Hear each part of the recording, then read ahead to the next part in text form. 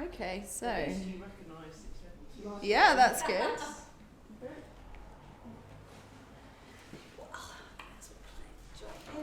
Okay. Don't want those two. Right. Okay. So we're going to do more of the same, but we're going to practice giving like a kind of exam question answer to the thing that we've collected, rather than going around and doing it as a group. Okay. So who's feeling brave and would like to start? I'll go first. Well done. So what have you got there? Well, I've got finger patterns And hopping fingers. okay, which one would you prefer to do? Finger patterns. Finger patterns. Okay, so could you tell us, Rebecca, how you developed the awareness of the left hand and finger patterns throughout book one? So you start out with, do I say red finger pattern? No, they won't know what that means. Okay, so you start out with a finger pattern which has 2 and 3 close together, and that basically consolidates a really good hand shape for good intonation and that sort of thing. And all of the first pieces are in A major to keep that hand shape. Great. And then you keep the same hand shape but in D major when you go to Allegretto and Andantino. Wonderful. So you're just on the D and A strings, and it has a tiny bit on the G string, but you've still got the same hand shape. And then you go to a different finger pattern for the G major pieces. So from Etude you've got a low 2, so 1, low 2, 3, 4. Good. And that continues for the rest of the book. But you've also got another finger pattern for Minuet 2 and Gothic Gavotte, which is sort of high 2 and also high 3. So in Minuet 2 there's a D sharp. Good. And in Gothic Gavotte there's a C sharp on the G string. So those are basically the finger patterns for book 1. Gold star exam question answer. Well done. I think the only thing that you could add, that was very, very good. The only thing you could add if you wanted to is that as you move through book 1, you also start to use the 4th finger more, because that is sort of, it's not a lack that you didn't say it, because you were talking very comprehensively about it, but it is the thing that's kind of, it's there in a shadowy way at the beginning, isn't it, and then it becomes something I would you have said to so you introduce the 4th finger from perpetual motion. Yeah, great. Wonderful. And I mean, if they wanted to find out if you knew that, they will just ask you. Like the exam, the Viva part of the exam will feel more like a chat than a job interview. Like it's not like, you know, it's not the oral version of a written exam where you just get left to flail about if you don't know what you're talking about. They will encourage you, especially at level 1. They will, you know, they will try and bring you out. So it's not going to be like, oh, shame she didn't mention 4th fingers. They'll be like, oh, can you talk about, is there a finger that gets developed more as you go through, even within the 1st finger pattern, something like that. So very good, well done. Right, Mimi, what have you got? Which one would you like? I've got hooked bows and mean notes. Okay. I don't mind. You don't mind. Okay, so could you talk us through the development of hooked bows?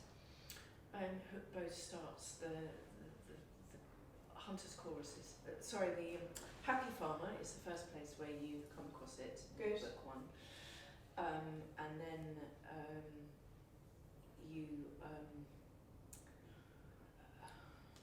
then the next piece with it would be 2 Grenadiers. And then that follows on, after that is Witch's Dance. And those are, I would say, those are the 3 main pieces for teaching it, especially with a dotted rhythm. Great. And can you talk a little bit more about the places where you have it without a dotted rhythm?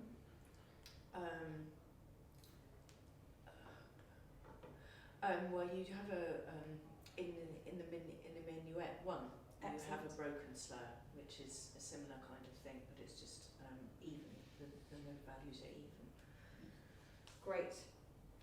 Keep going. Just a little bit more. So if you're thinking about even notes.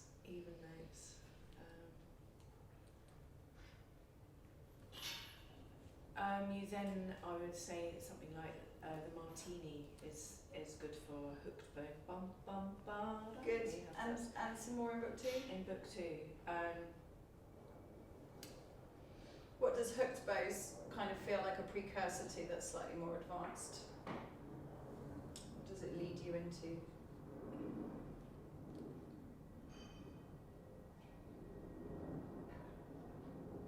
When you have more than 2, for example.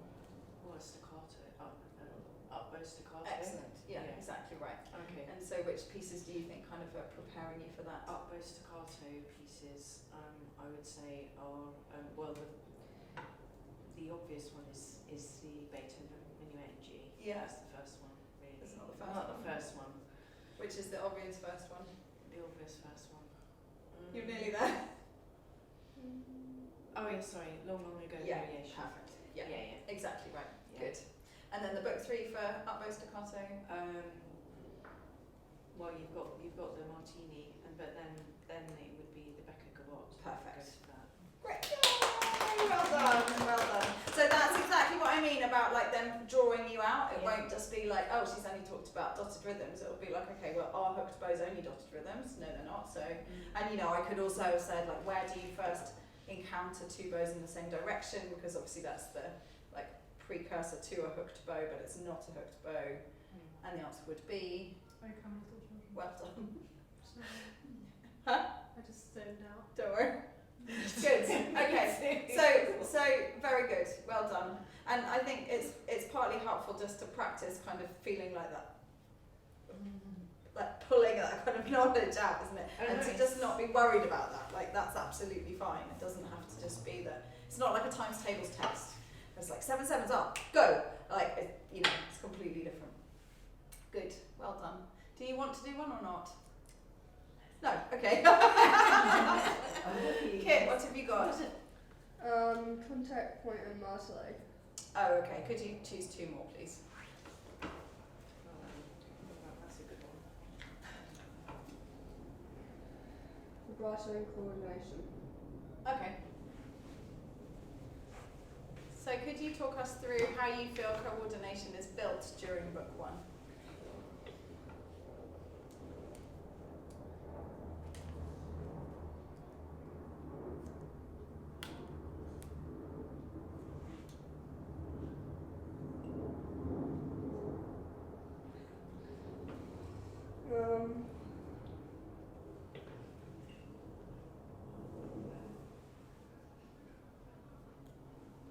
I don't really know what it means. Like getting the right and the left sides of the body to work together. Let me rephrase slightly. Can you talk me through how the way that we approach really teaching the first steps of the violin helps to build coordination without overwhelming the child?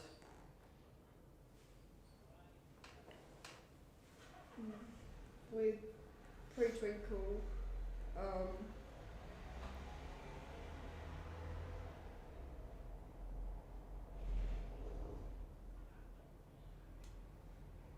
I guess them teaching which is which.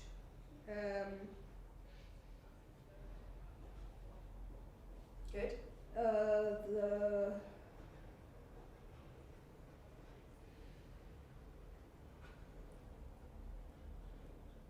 don't know if it's right, but the thing we were talking about earlier, the fingers bow go. Yeah, excellent. But before that, like, how would you teach the child who can't play anything yet? How do you stop them getting overwhelmed? Like, what in the pre-twinkle steps? If you think about, like, what do you teach them first in the pre-twinkle steps?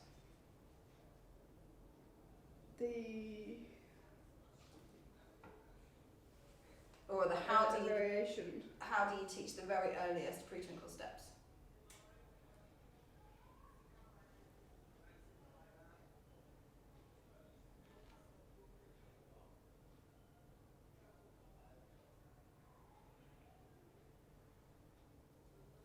Before they can make any sound, what do they learn how to do? Like listening and soaping and all that. Good. And then when they get the instrument? Exploring on the E string. Before that?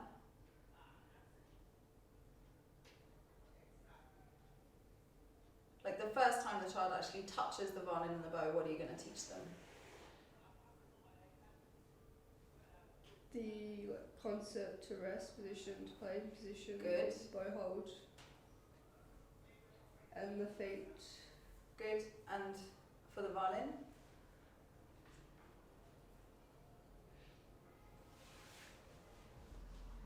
Of like how to put it up properly with the Yeah. lacy snapping and all that. Yeah, what's it called?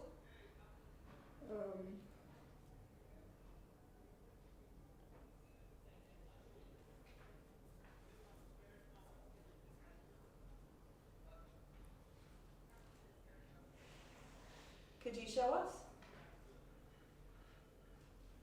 Do you know what I'm talking about in your mind? You can't find the words for it? Not really. Okay, stop the traffic. Oh, yeah. So how does that help with coordination? Like you're doing a bow hold, you're doing the violin in the early stages. What is so useful about that?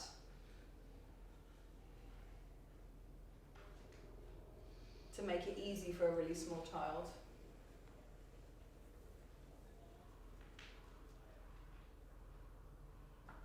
To be able to like work from the way from down up, Good.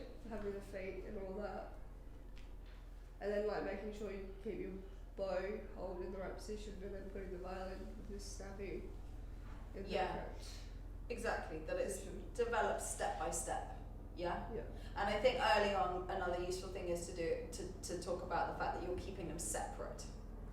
So that's exactly right. That you're doing the bow hold until they've got it. You're doing the violin position until they've got it separately, and then you're putting them together.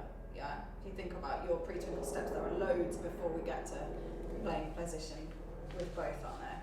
Yeah. Yeah. And so then, if you think about book one as a whole in terms of coordination, it's a little bit of what Bex was saying in her answer. Like, how do you think that book one is well designed to keep coordination manageable? Because the piece goes gradually, then there are some odd mountain pieces that. Good. that What do you mean the pieces go gradually? Like, what is gradual about how you start with the pieces? Like the different bowings, the speed, and all the different techniques Good. that you need. And what about in the left hand?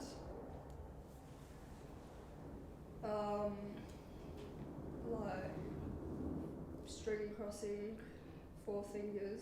Or even more basic than that? You're only playing on Oh, A and Exactly. E mostly. A and E, exactly. And so if we think about this, the pre-twinkle steps, what makes it manageable is keeping them separate, then just doing open strings, then introducing fingers very gradually, and then putting it all together to get twinkle. And that's sort of reflected in the rest of book one, that we have E and A pieces with the same finger pattern. Then we get D and A pieces with the same finger pattern. Then we get D and A and E finger pieces with different finger pattern. And then we get finally all of them coming together by the end. Mm-hmm. Yeah? So I think that we'll do a little bit more practice in your lesson next week of actual just exam questions, but that's the kind of thing, like, you can take a picture of these and make some yourself and practice doing that with other people. But it's just about like working out what they're asking is not such a problem, because they'll explain in a different way like I did, but having the kind of the building blocks of what you're going to talk about like a little bit quicker to kind of access will help. But you don't need to worry. Okay, Freya, what have you got? Slurs. Okay, and? Circle action. Okay.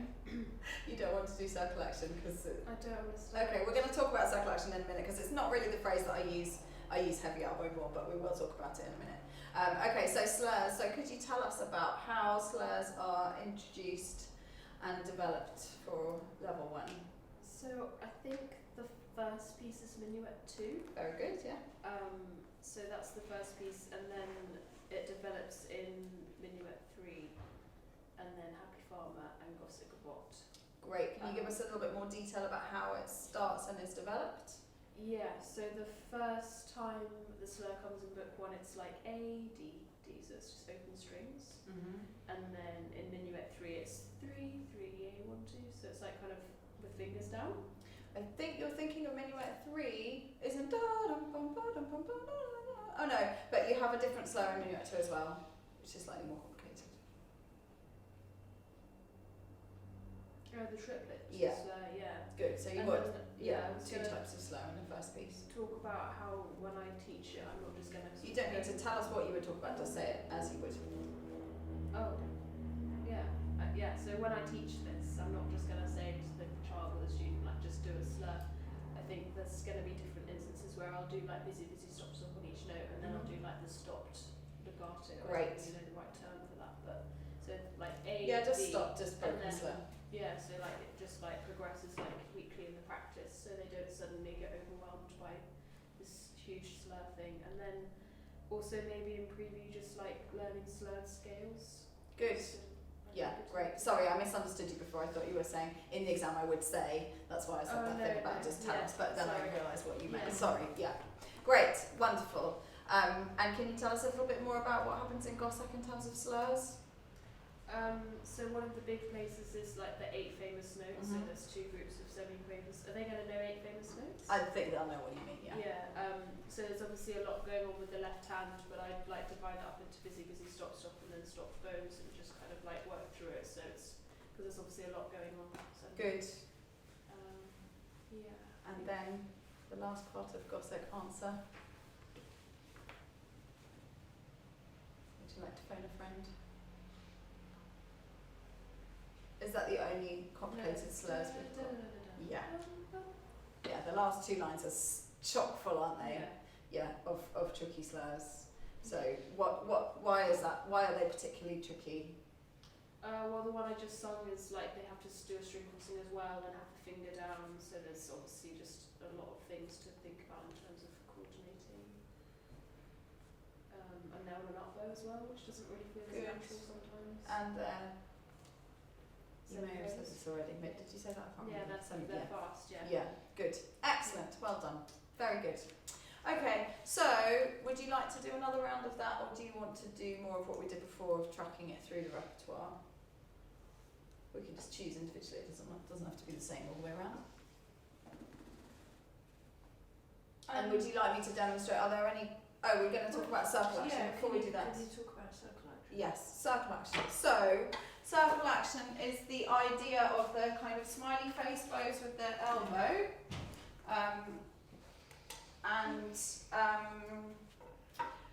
I think different people teach it more or less.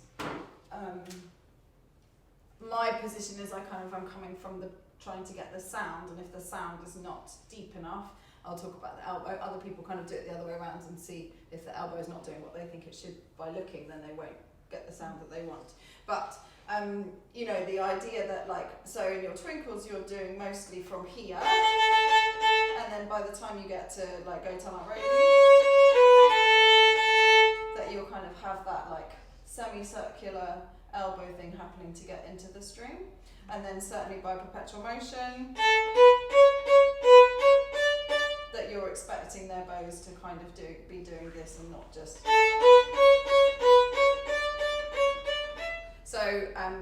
So you know, it's not a new concept. It's maybe just a. So what do you do, scoopy elbow? Yeah, scoopy elbow. Yeah, and then that the minuet bowing is a big part of that. That you've got those 2 scoops coming on the up bows and not just down, stop, stop. And then obviously in Judas it gets developed a lot, and then the up bow staccato is kind of complicated.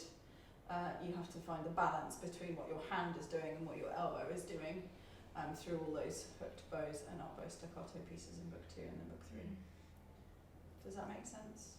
Yeah, and then I think it's developed within book 3 more like humoresque. You would just be thinking about really having a heavy elbow.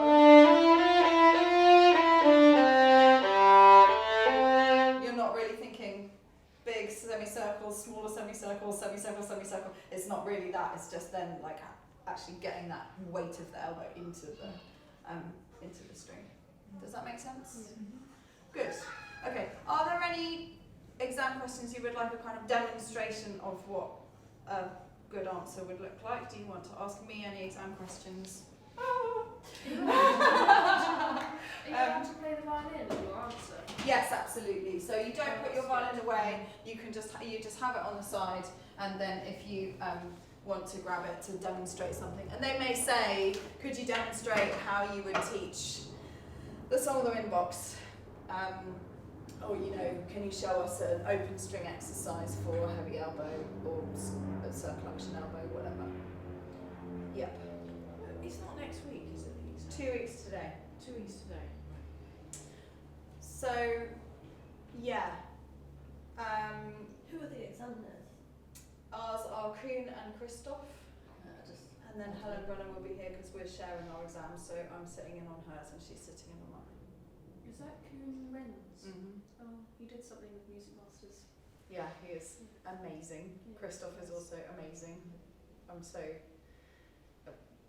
delighted that Are they they said based in yes. London? My first. No, you have to have international That's what I thought. exams. So where are they? So Christoph is in France and Kuhn lives in Belgium. Okay. Belgium, man. Yeah, Sorry, if anyone knows that reference. Yes, okay, so let's do one more round and you can choose whether we'll do an exam question round or the tracking the things at more like a group. So feel free to turn some over and choose one that you think that you would like to do, but please don't pick the one that you feel confident on, because that's not helpful for you to just keep doing the stuff that you're already good at. It's more helpful to do the stuff that you're unsure of. So dive on in and find yourself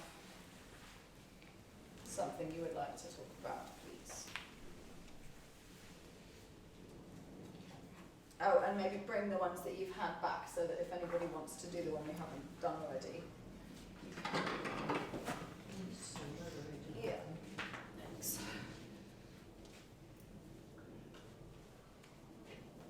I'll just check my bike is still there. I'm sure it is. Oh, well, the building's locked, so. Is it? Yeah. It was open during break, so I think Oh, it I back see. in. But It was only when we came. did you want to keep that? Yeah, I think I might, because I'm not entirely sure of all the Yeah. pieces with hopping fingers. Perfect. Did you want to keep either of these? I think that's all. Yeah, that's okay. So you only really need one this time round. Sorry, I should have said that before.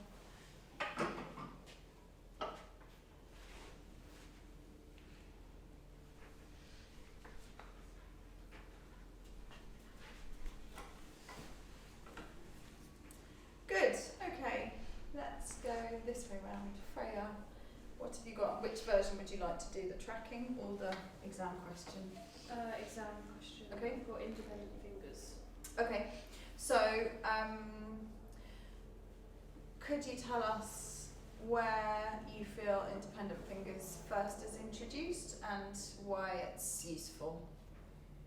So I think the first time is in Twinkle, just like with E1, even just in red. And then comes in Lightly Row with the independent 2. Song of the Wind with the 3 on the E. Maybe O Come with the second finger again. Good. It What comes do quite you a lot. is your understanding of what what independent fingers means is that it's only using one finger at a time, or do you think that it also can mean something different when you're using all of the fingers? I think early on in the book it's like more like an individual finger, like Lightly Row, that's very like E2 too. But yeah, I mean later on in the piece, like maybe like Etude or something, there's more like block fingers going on, but it's still kind of independent in the sense it's not really just like a sort of hand chip on one string. That's all like walking fingers or silent fingers being prepared before. Good. So where do you think, at what point do you think you would go either into the Twinkles or go back to the Twinkles and teach the children not to either put 1, 2, 3 down or just drop them all at the same time? How would that, what's the most sophisticated version of Twinkle as you come down that scale? As in sophisticated, like they don't have to prepare their fingers, they can just go like E Exactly, and yeah. A3. Yeah. Maybe somewhere like Perpetual Motion, I feel like they're starting to learn their 4 fingers and they've got a bit more awareness about like playing faster and Good. putting all the fingers down, and like it's a long piece so their stamina's kind of a bit higher and stuff. Yeah, great. And just to finish off, could you talk us through in the Twinkles how do you go back and teach independent fingers or fingers that are not being blocked that will then help them with pieces like Perpetual Motion? What's the actual process of how those fingers interact with each other in Twinkle? Can you just break it down for us? I'd probably just go back to like Busy Busy Stop Stop and just kind of do the first bit of the bread and then get them to practice like just going A, E1, E, and then just straight down to A3, like not kind of stopping and preparing them. Good. Great. And then how about when they're ready to add the C sharp and the B in? What do you have to be careful I of? just keep going and, get the A3 down and then make sure that A2's there ready and like not so like it's all blocked. Exactly. So Good. it's Make like sure all just these just things, I just guess. clarify exactly what you mean by making sure that A2 is ready. We'll make sure that the A2 is down, like ready to play, so that when they lift their A3 up, it's there. Exactly. Before the 3 lifts. Yeah. Very yeah, good. Exactly. Yeah. Great. Excellent. Very good answer.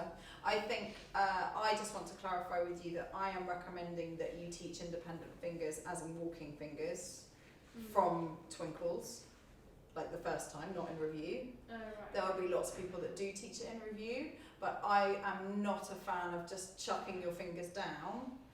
And if you go back and have another look at your pre-twinkle steps, Yeah. the silent fingers is when we're doing the first 8 notes of twinkle with a gap. So if we're playing, So you do build the fingers then. Yeah. yeah, so at the beginning, Yeah.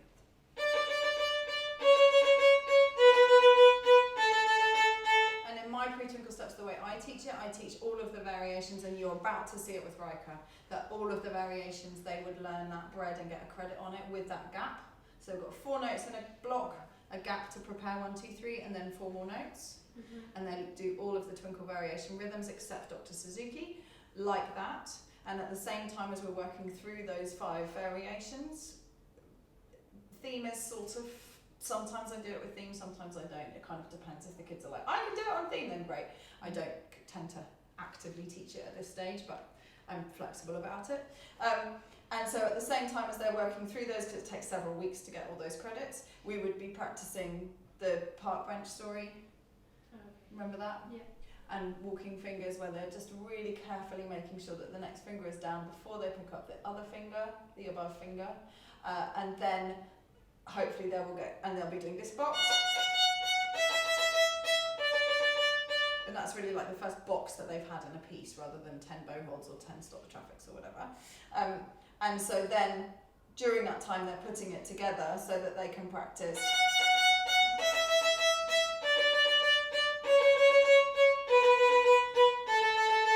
And then that means by the time they play all of Twinkle, their cheeses are independent. Well, everything is now independent fingers, so they don't have that.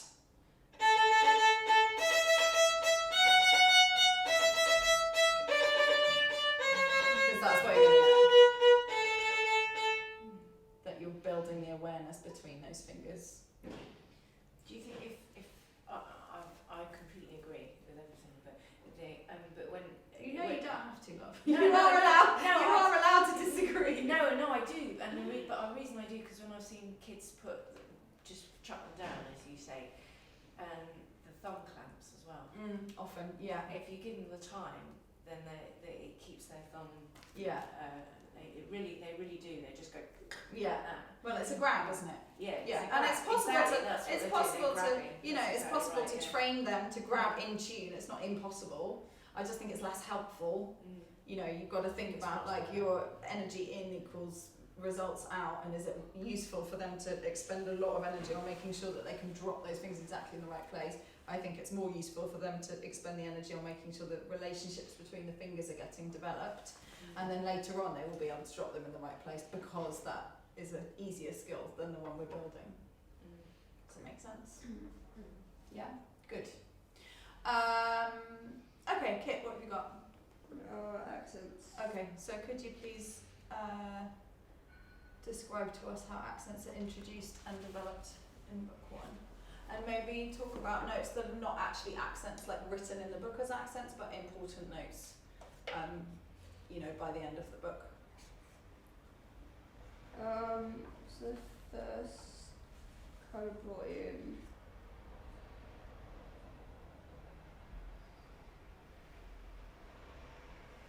well, the main ones are allegretto and andantino. Excellent, well done.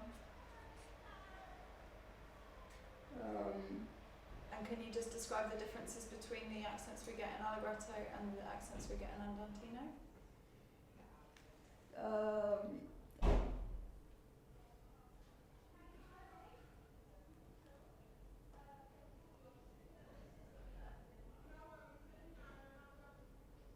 So this would be a place where you can use your violin if you want to. Yeah. you want to just show us the accents in allegretto?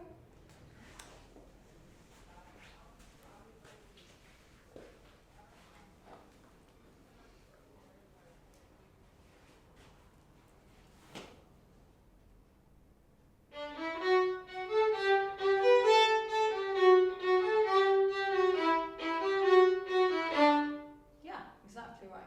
So how would you say that you're teaching the children to make those accents happen?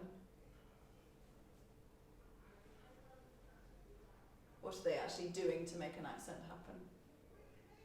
They're making the bow go faster and kind of like digging it in a bit. Exactly, yeah, making sure that it's mostly speed, isn't it? And then obviously, if you don't pay attention to the weight, then it skips. So you would also have to add a bit of weight. Good, well done. And then what about andantino?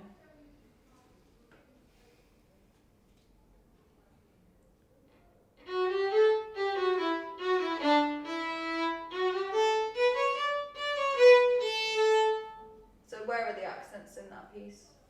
At the end of the little phrase thing. Good.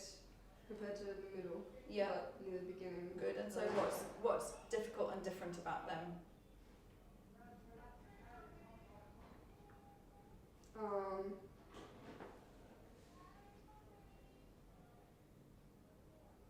What's the main difference between the allegretto and the andantino accents?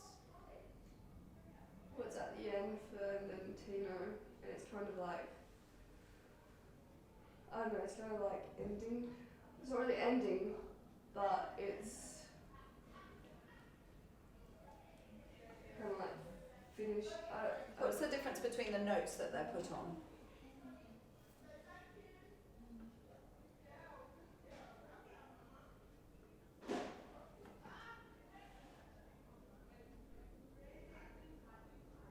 Do you remember which rhythm that andantino accents on? What note length?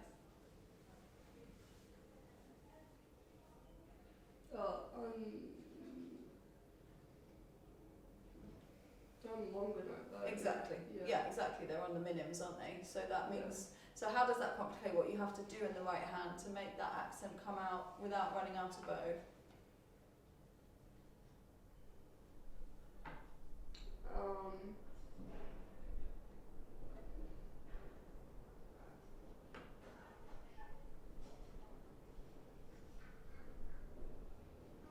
Going fast at the beginning and then slow.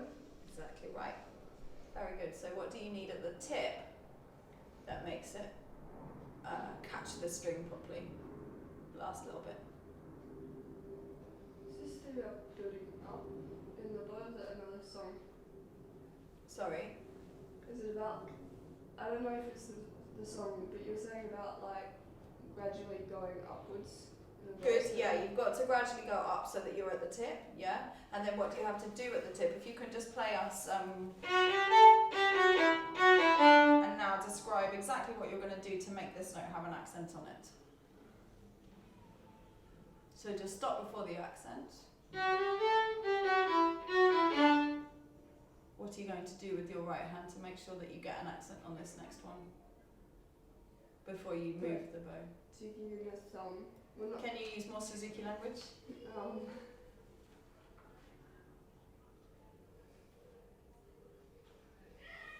Starts with S or P.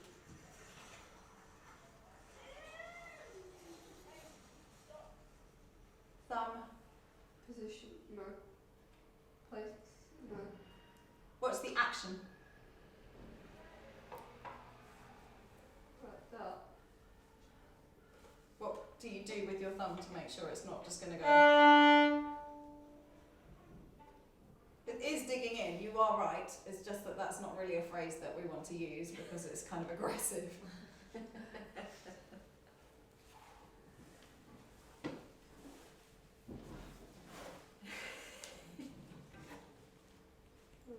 When you're there, just go.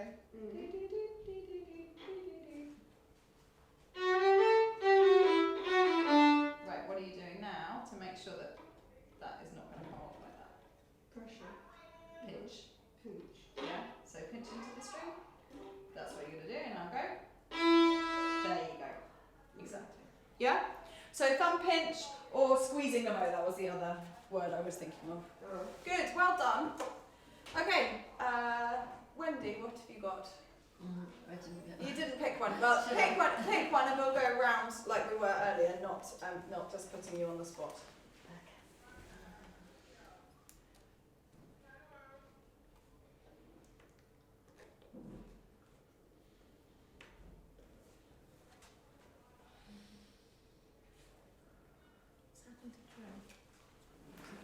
Jo's doing her teaching points because I know that she can do all of this extremely well and she needs to finish doing her teaching points. Otherwise it doesn't matter how well she can do this part. And I actually just need to look at my phone to see when Ed is coming. Okay, what have you got? Contact point. Yes. He did say the line. Oh good. Does it say what time he's coming? He says the app says. About an hour, The app says about an hour, but. 22 minutes ago. Okay, thanks. Okay, so contact point. Haven't I already done that? No. We did. Oh, we were talking about it with dynamics. Okay, yes. Okay, we can do it again. So which piece do you think, where do you think that you would, where do you want to train your students to play in book one? Quite close to the bridge to get a bright sound. Good, could you show me, have you got your violin out? Yeah. What's the stump? Contact point. Contact. Okay, sorry. So close enough that, not too close that it makes a crunchy sound, Good. but Yeah, to make exactly. a nice ringing sound. So how would without you- it being Yeah, crunchy. good. How would you describe to the parent what they want to see? What's a visual clue for them? To see the string vibrating. I mean, where they're going to put the string. So if their child is doing a helicopter and they're like, where does it go again? What's the visual clue for the parent? About a finger width away, maybe. Yeah, exactly. Or Or the just bow- basically or in the bow middle. width. In the middle, kind of in the middle between the end of the fingerboard and the bridge. We might want to bring it a tiny bit closer in, but I mean, basically, you know, they're not going to be measuring millimetres. It's basically in the middle. Yeah. Yeah. Good. Could you say the top of the F holes, or is that too far away? It's a bit far away, isn't it? Yeah, I would say. I mean, that's also almost in the middle. It's a bit far away, but it's sort of no further away from that. Well, I think the thing is, if you mean the top, as in no, there. No, I mean Okay, here. so I mean yeah, I know what you mean. So the issue with that, this is a helpful sort of reminder about what parents can misinterpret, well, what we can all misinterpret, but if you say that the top of the F holes, you mean the round bit, Yeah. but I could also think that you mean the very Yeah. top, and then I could think that you mean the inside of the bow hair, and then that means I'm going to actually put it Yeah. there. Yeah. Do you see what I mean? Yeah. Whereas if you say in the middle of these two, they're going to assume you mean in the middle of the bow, in the middle of the thing, and that's pretty much where you want it. Good. So, Kit, what do you think that contact point changes during book one, or do you think it's pretty much in the middle all the way through? Pretty much in the middle of dynamics. Yeah, Yeah. good. So, if we're not changing the contact point for dynamics in book one, how are we changing the dynamics?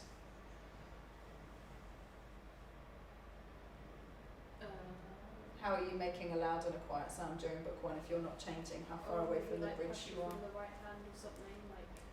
Yeah, we're going to really try and avoid the word pressure. Weight is the thing that you want, and weight and squeezing are the words that we want to use.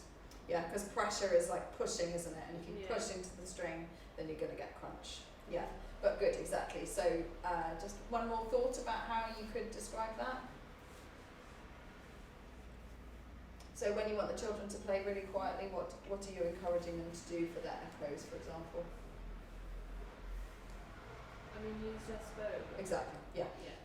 For most of book one, it's pretty much use less bow and the elbow weight stays pretty similar. I mean, by the time you're on Gossec and you're reviewing Go to Not Ready, maybe you're talking about a lighter elbow for the echo. But I think even then, it's just 90% of the job is done by how much bow you use. Exactly. Anything to add about contact point? I mean, it's not really a level 1 technique. Not really sure. No, good, fine. Mimi, where would you start to? Contact. Yes, change the contact point. Where would I start to change it?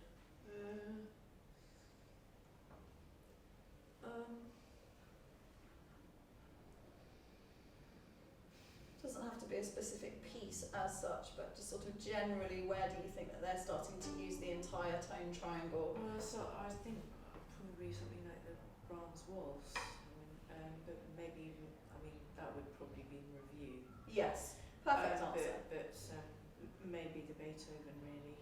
Yeah. Yeah, good. Yeah.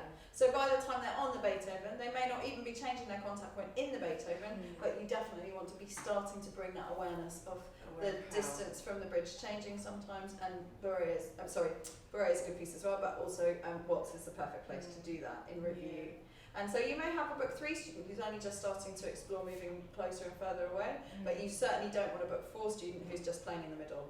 And that's what I mean by book 1 you learn how to play the violin, book 2 you learn how to shift, book 3 you learn how to do vibrato and also change your contact point maybe, and book 4 is where it all comes together. So these sort of smaller techniques, you have to kind of just check that you've brought them in so that by the time you're in book 4, really what they're thinking about is how to play a concerto, not learning whole new techniques. I'm not familiar with a tone triangle. Who could draw it for us on the board? Not in a Sharpie. Freya, go for it please. Only because you're nearest. So if I missed it, Yeah, I that's don't it. remember. It's my description Okay. of, I mean, you know, everybody knows these are the main 3 things that create and change your tone, but this is my diagram.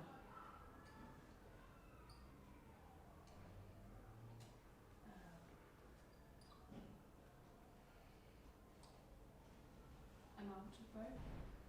Nope, No. that's supposed to be, doesn't it? Can you just write tone in the middle so that when Wendy takes a little picture we know what it is? Thank you. Would you like to pass the baton on to another person? Good, excellent.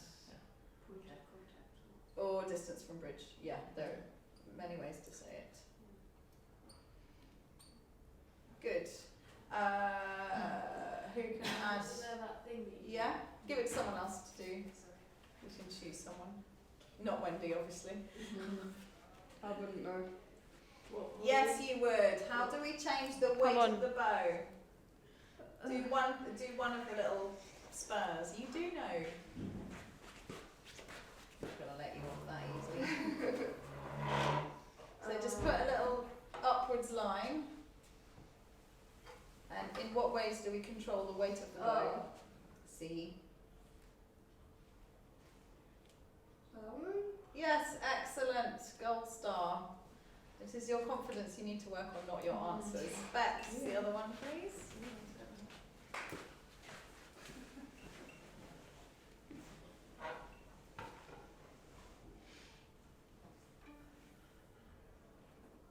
Oh, interesting. No, that's not what we're after, because a heavy elbow is, yes, you're right, you also would need a lighter elbow when you want to play quieter. Yeah. But what is the other thing that you would change, whether it's light or heavy, or, you know, strong or delicate? That's the word I'm looking for. Wait, so when it's not quiet, so when you're still So, playing for loud. example, so we've gone with heavy elbow, so that means we're trying to play loudly. What's the other part of playing loudly? In the use weight. more bow No, in the weight. in the weight.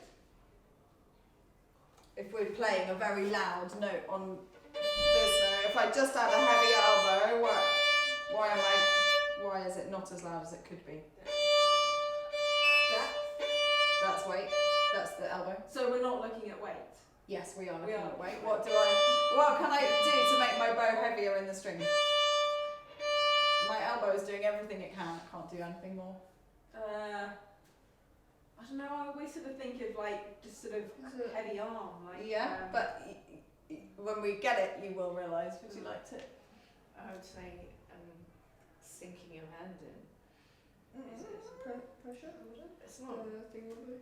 We've had this word before and it took a while to get to. Squeezing. Squeezing, exactly. If I play loudly, it's got to... I've got to squeeze the bow as well as have it heavy with my elbow, haven't I? And do we only talk about thumb with squeezing? No, I think that you can squeeze with the hand. Okay.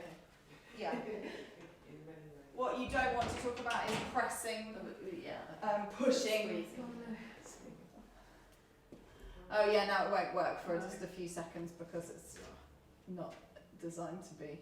Yeah, just leave it, we'll stick it on in a second. Thank you. So this is the tone triangle, which you can take a picture of in a minute. And yes, if you follow Suzuki Hub on Instagram, there's a lovely digital picture of it, which is much nicer than anything we can do without a computer. But yeah. So if you mention the tone triangle in your exam, they may say, can you just explain what that is? And you would just either draw that for them or say, you know, these are the three main ways, certainly for level 1 and 2. When we're into level 3, you could think about bow tilt slightly changing, you know, the quality of the instrument making a difference, but we wouldn't be talking about those yet. Good, okay. What were we talking about? Contact point, thank you. Okay, so anything to add about contact point? Mimi, you are level 2 representative at the moment.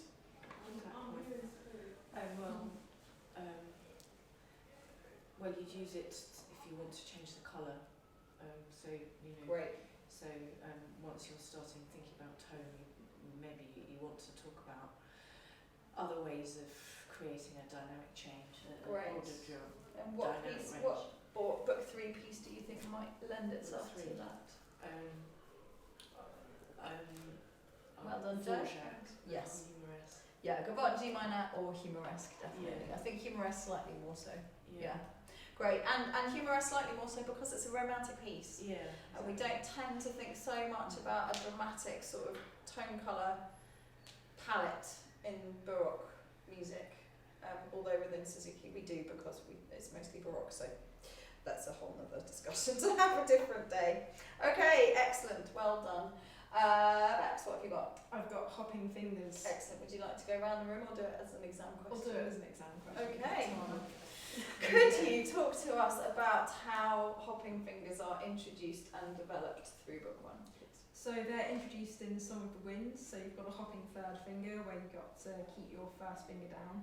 Excellent. So you can sort of start by like tapping the third finger on both A and E strings and then sort of work it in with busy, busy, stop, stop rhythms and then single notes. Great. And then you get a hopping first finger in long, long ago when you hop over to the D string, and that's the first time you use the D string for a while. Excellent. There's a hopping third finger in minuet 1 at the repeat. Sort of from A to D string. There's a hopping third finger in minuet 3 that it starts out with a hop. Good. I think those are the main pieces that I can think of for hopping. Yeah, hopping exactly. fingers. Yeah, very good. And what would you want to check with the hopping fingers? You've mentioned already keeping the 1 down, which is excellent. Is there anything else that you would want to check? Coordination, because it's normally with a string crossing. So Yeah. Well, it has to be with a string crossing, doesn't it? Otherwise, it's it just does, the yeah. same finger. Good. Yes. And one other thing, what do you think? For example, if you think about minuet 3, what kind of problem might you see that means they're not hopping properly, or that could come from not hopping properly? If they sort of double the note on the previous string. Yeah. Can you grab your violin and show me what you think could go wrong? What should we be on the lookout for? I'm not really sure. Okay. Would you like to phone a friend? Yeah. Who would you like to phone? Fred? I think maybe so if it's like not hopping successfully, Yeah. their finger like won't be fully on the string, or they won't understand that it needs to go from E3 to A3. Like sometimes they just stay on E3. Yeah. Good. So it may not actually do the movement to the right place. Or Very good. Or sometimes they do it and they don't move their bow, so they're like. good. Yeah. So it's very much a coordination issue, Yeah. isn't it, when it's across the strings like that? Good. And has anybody else got the last bit of this puzzle? Mimi? I think roll the finger. Yes, and so then you get a squashed So top they- joint. So you get a kind of smeared, horrible smeared. Exactly. Yeah. Good. And then this is not a level. Yeah. Or just flattening. Yeah, they just Like sort of da da da. they've always got such flexible joints. as Yeah. well, so they just their finger just kind of collapses so happily. You know. Good. And so developing on from hopping fingers into a level 2 kind of rolling fingers, where do you think that you may or may not, up to you, choose to teach a rolling finger for the first time? Yes. Bronze was. Yeah, exactly. At the end And of so, the line, at the yeah. top line. Yeah. So you've got to I sort don't. of. I personally, I really don't. I don't really roll it myself. But I know why. Could you grab your violin and just show us? Because it's really interesting, this bit, because you've got two choices and neither of them are perfect, really. We're talking about this part. So that. It's meant to be legato, isn't it? Yeah, exactly. It's within a slur. Mhm. It's a tricky little moment. It is.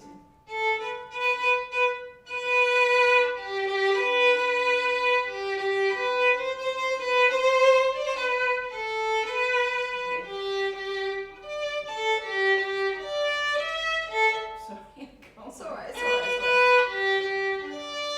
Yeah, good. So just talk us through your options. Yeah, it's hard. You've got to try and make it's got to sound legato and continuous, but you've got this.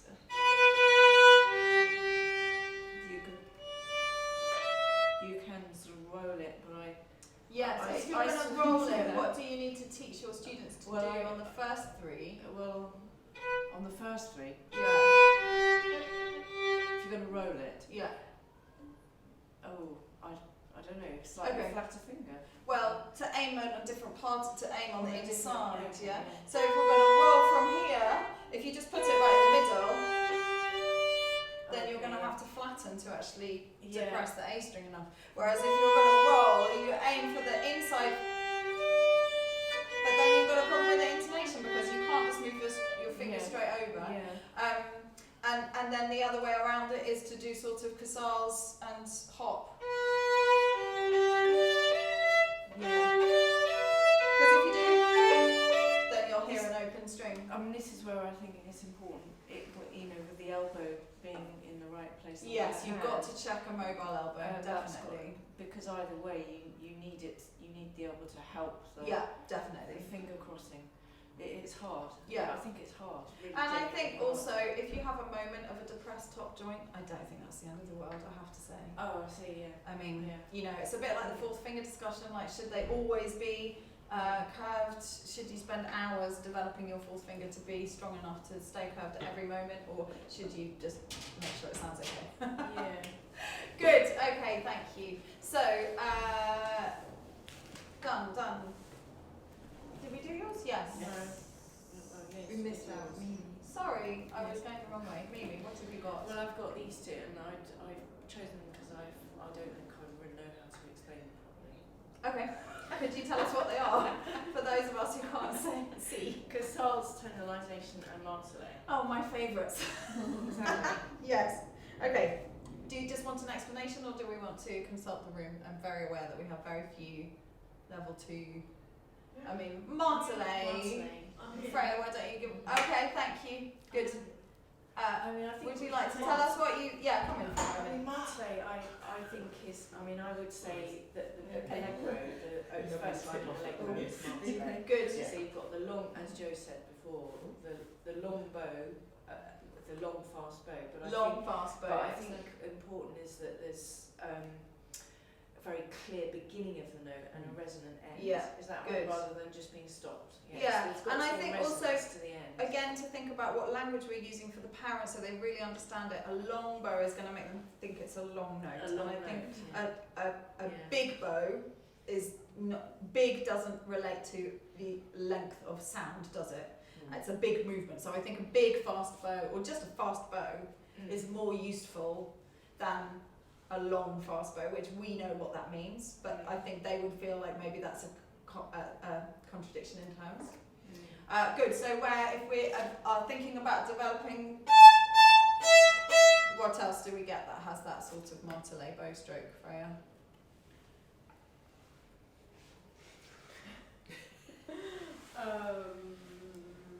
Martelé bow stroke.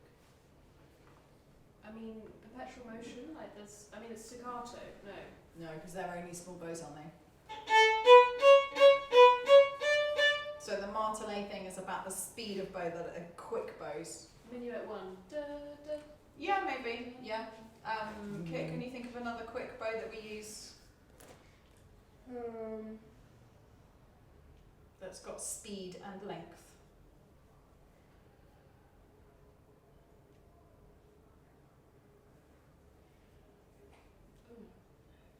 That you have already discussed with us today.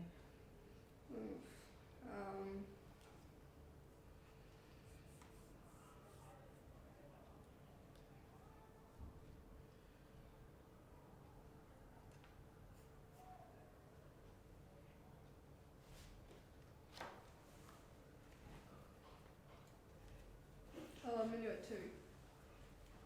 Yes, in the same way as Minuet 1 could be. Good. Joe? Mason.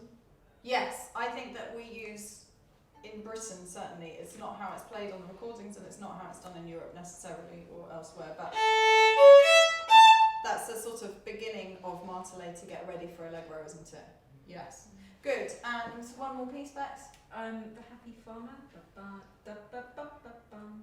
No, I think those are quite small bows. Okay.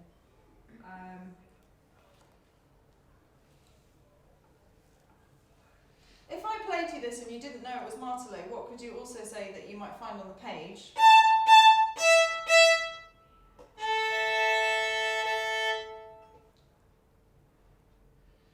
What could I also find on the page? What might you think is written on these notes? Oh, accents.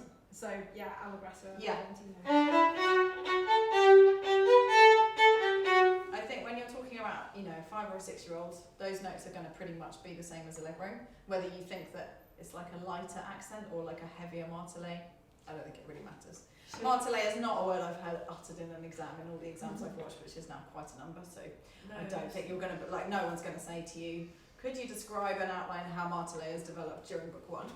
So, would you, I mean, so for allegro, would you use any kind of thumb squeezy stuff? Yeah, I mean, my kids are squeezing when they're playing loud most of the time. Right. Not squeeze and release. I think maybe there would be the first time we would talk about making sure that it is releasing. But again, it's like if you've got the sound right. So I'm not kind of instructing them, this is what you're going to do with your thumb so that it sounds good. I'm like, let's try it, copy my sound. If the sound is not good, then we would talk about, okay, well maybe it's sounding like this, because you're not actually making the shape of the circle action or releasing with the hand enough. Okay. Good. Happy on martelé? Yeah. Yeah. Book 2 and 3 martelé. I mean, it's just not really something I kind of think about very much, I have to say. Witches dance, maybe, because of the accents. But I remember you said to me I before don't not to think- labour the accents too much. Yeah. I tend to, but Also, I don't think that is martelé. I think No, martelé right. has to have a speed and release without a speed and a release and slow. yeah. We're going to get really into the fine details. I don't really think. Not unless two I grenadiers don't to think say, there's but much not of it, really. is there? No, I Not, don't not think in so. it. No. The way Good. Okay. And Casals tonalisation. So Casals tonalisation. We're just thinking. Oh, Joe, do you want to do this, or shall I just do I it? can do it if you want. Go on then. What, to talk about it? Describe it. It's incorporating waves of sound into one bow stroke. So thinking about like waves in the seashore. Very good. To increase the intensity and make it artistic. Great. So you've got emphasis within one bow. So if you just saw a dotted minim, you would think that you're going to play it like that. But if you have 3 crotchets that are tied with lines on them, perhaps, you would want because they've got the emphasis of lines even within a tie. Yeah? And those have accents, which I think shouldn't be accents, should be lines, but that's what we're talking about, is emphasising the weight of the bow within a smooth bow. Right. And keeping the Does that speed of the bow clarify? the same, Yeah, which is what we did last week. yeah, I know, I sort of know what it, I know what it is. I've got this picture in my head of, you know, the straight line and the wavy thing, and I mean, I suppose I just, yeah, I don't think I'm very good at articulating it as well. Well, But it's I just think- practising, but I just think practising of, saying it. There's that. You mean with your words, not articulating it with your bow? Yeah, just describing it, and I suppose, but I think I think more of kind of sort of depth of sound. So Yeah. you've got these. Exactly. There's that picture in the book of fishes, different kind of fishes, Yeah. which I think is not really lovely actually. There's so you've got the goldfish, which is too light, and then you've got the whale, which is too heavy, and then he ends up with a Too heavy. dolphin, which is kind of just sort of. Well, that goes to the casals. Isn't it a tuna fish? It's Yeah, a it's tuna. tuna fish. Yeah, It's because tuna. dolphins have to breathe out, so But if you they say go up to the top. Fish, yeah. But if you said for the casals, if you said dolphin, because then you come up to breathe. Yeah, that's quite good. then you Yeah. come up to breathe. That's And why then I I thought think- dolphin. yeah, I think the other thing I've that never can- seen a tuna fish. I think the other thing that can This really is help. in a can. Fish go deep. They're very thick and powerful. They're a big, powerful, fish. thick fish. Tuna comes in a Yeah. can, doesn't it? Okay, the other thing that I think can really help is to think about looking at the gap between the bow stick and the hair. Oh And yes, that is that's going to right. change, so you can do it Yeah. here Yeah. and then add it in. And you really want to make sure that the bow is going down, and it's Yeah. not just the elbow; it is Yeah. the hand as Yeah, well. Helen was saying actually, we Yeah, talked a bit about yeah. it. She was saying it's the whole arm, and she was getting me to sort of do this with my elbow, sort of like this kind of thing. Yeah, she lift So the it wasn't elbow very to clock good. it for that first one. So lift the elbow for the and Yeah. lift to That Yeah, one. well, not she lift, was, but yeah, it was sort of like this kind of Yeah. thing, sort of like that, which I don't really do. It's sort I'm of not. quite a big I'm not on action board with there. that. I am on No. board with the elbow's going to come up as we come to It the was- heel. Yeah, it was Yeah. sort of like a figure eight almost. She was Yeah, she I wanted don't it quite think- I don't exaggerated. think that's, which I thought was a bit. please don't do that. But I think the thing Let's that just be also clear. helped Ed was to keep the bow speed the same. The bow doesn't change speed; it just changes depth. Yeah. And the stick has to come towards the hair. Yeah. And one thing that helped me that I heard along the way was think of it as somebody's just literally doing that along the line that you're playing, Yeah. rather than feeling that you're rocking around the string. Yeah. I think Whole it's arm, everything comes you know, together. it's a big thing within Suzuki, and I'm always trying to kind of keep my perspective a little bit broader of like, as a professional musician, how can you make it sound the best, and what would you do if you were performing that piece in a recital? And I don't want to listen to anyone play. It makes me feel a bit seasick. But there are lots of people who, in the Suzuki context, would be like, yes, you're demonstrating that perfectly. And who would tell me that my version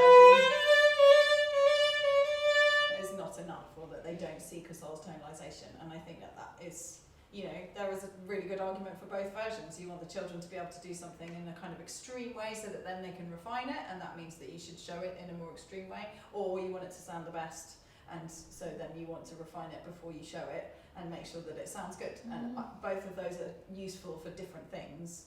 So it's not a right and a wrong, it's just you have to choose which one you're going to do.